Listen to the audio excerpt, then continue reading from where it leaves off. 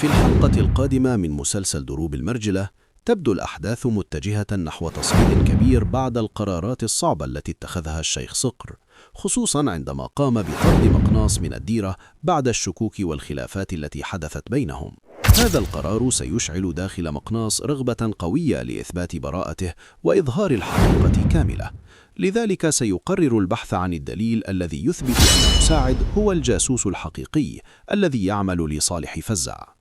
بعد خروجه من الديرة يبدأ مقناص في تتبع تحركات مساعد، محاولاً معرفة خطواته القادمة، وفي هذه الأثناء تخبره جوينة بأن مساعد خرج مع ماريا بحجة الذهاب إلى السوق لشراء الذهب استعداداً للزواج. هذا الخبر يثير الشكوك أكثر لدى مقناص، فيقرر اللحاق بهما سريعاً قبل أن يحدث أمر خطير.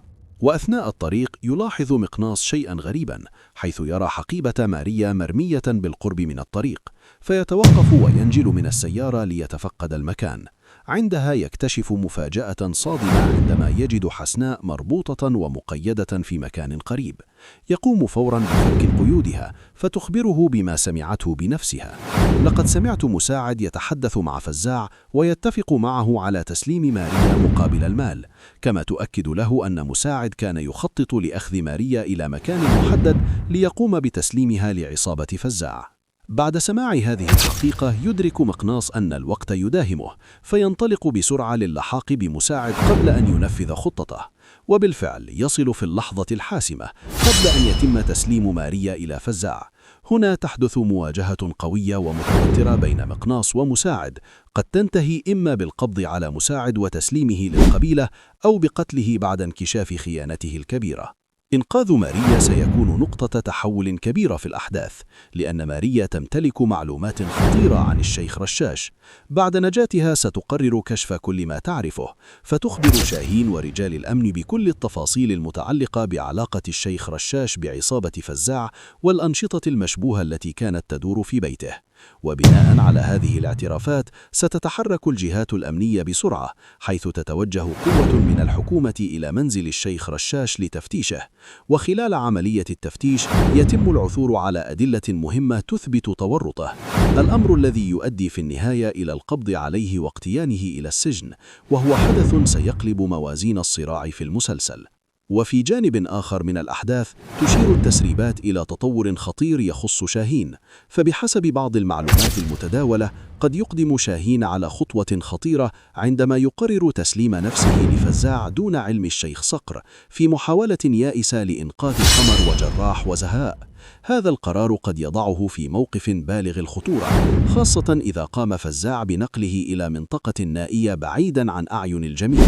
أما شخصية لطف فمن المتوقع أن تلعب دوراً مفاجئاً في الأحداث القادمة، فبعد تورطه مع عصابة فزاع ومعاناته من الإدمان والمشاكل قد يحاول هذه المرة التكفير عن أخطائه.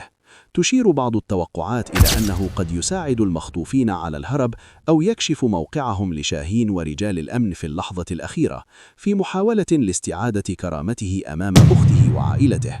كذلك قد تنكشف خيانة مساعد بشكل كامل أمام أهل الديرة، خصوصاً بعد شهادة حسناء وما سيكشفه مقناص. هذا الانكشاف سيجعل القبيلة تواجه حقيقة صادمة، لأن مساعد كان محل ثقة عند الكثيرين، وقد يؤدي ذلك إلى غضب كبير داخل الديرة، وربما محاولة ملاحقته أو محاسبته على خيانته.